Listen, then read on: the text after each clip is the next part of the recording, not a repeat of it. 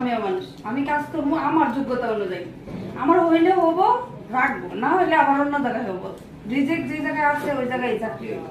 ভয়ের কিছুই কারণ নেই, এত হতাশার কারণ নেই। হতাশা যদি না থাকে অবশ্যই এক জায়গায় না এক জায়গায় হবো।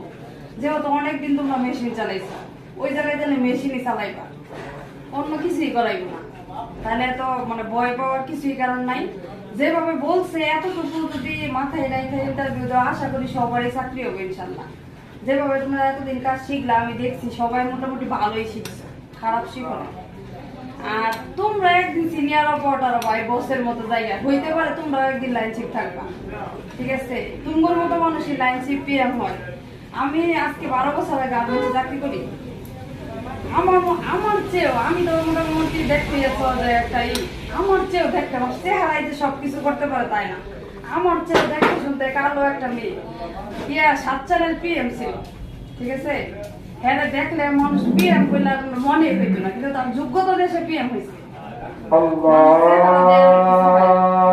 সেক্ষেত্রে অবশ্যই সেটা কাজে লাগানোর চেষ্টা করবো।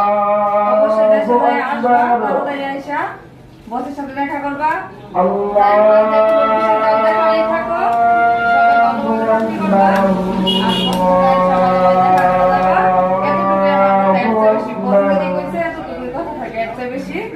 কথা থাকে না আমাদের আসলে। أشهد أن لا إله إلا الله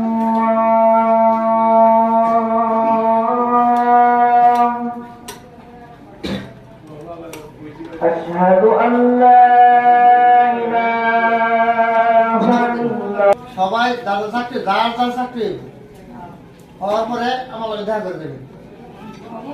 অনেকেই দেখা করে না, দেখা করে না সংখ্যাটা খুব কম, দেখা করছে এরা অবশ্যই অনেক বেশি। দেখা করছে, মিষ্টি হয়েছে, এরা হালিম মিষ্টি নানমুড়ি এগুলা এই বিড়ির অভাব ছিল। হালিম মিষ্টি কিছু না খাক, কিন্তু ধোয়াটা অবশ্যই তুই শুনবি যে আমি চাকরি পাইছি, এটা অনেক সুখের কথা না? চাকরি পাইছি এটা বলার কারণ হইলো যে এর আগে রমজান মাসের আগে তো দিনকাল ভালো ছিল, দিনকাল অনেক ভালো আছিল। সবাই যাওয়ার লগে লগে চাকরি গেছে, যারা ফোন দিয়ে পাঠাইছি যারাই পাঠাই চাকরি গেছে, যাওয়ার লগে লগে চাকরি গেছে। এই রমজান মাসের পর থেকেই খুব ভালো লাগছে, আর চাকরি হচ্ছে না, গার্মেন্টের অবস্থা খারাপ হয়ে গেল।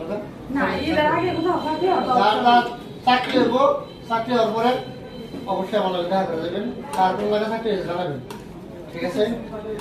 আজকের কথা এই পর্যন্তই। আগামী মিটিং এর জন্য যেন এই মুখগুলো না থাকে, অন্য মুখগুলো দেখবেন, ঠিক আছে?